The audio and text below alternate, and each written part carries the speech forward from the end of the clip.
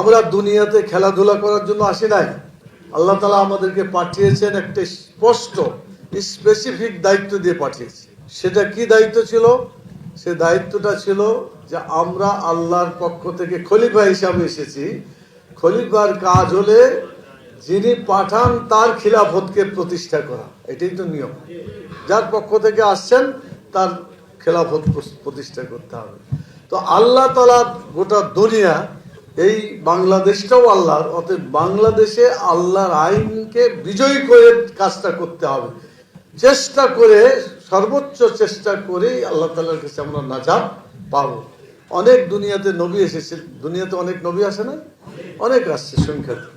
তো সবাই কি রাষ্ট্র কায়েম করতে পারছে?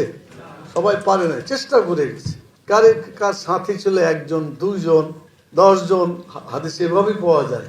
নবীদের সাথে মাত্র একজন, দুইজন, এটা চিন্তা করে। তো আমরা তো দাওয়াতি কাজ করলে একজন দুজন না, তো আরো বেশি পাই না, পাই না?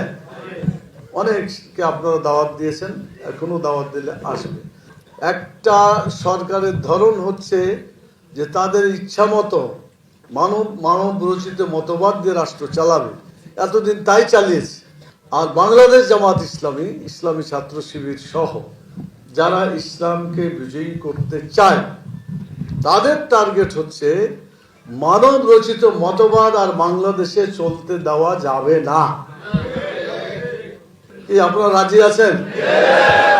তো এই রাজি থাকতে হলে কিন্তু জীবনটাকে আল্লাহর কাছে বিক্রি করে দিতে হবে। এত সহজে কাজ হবে না।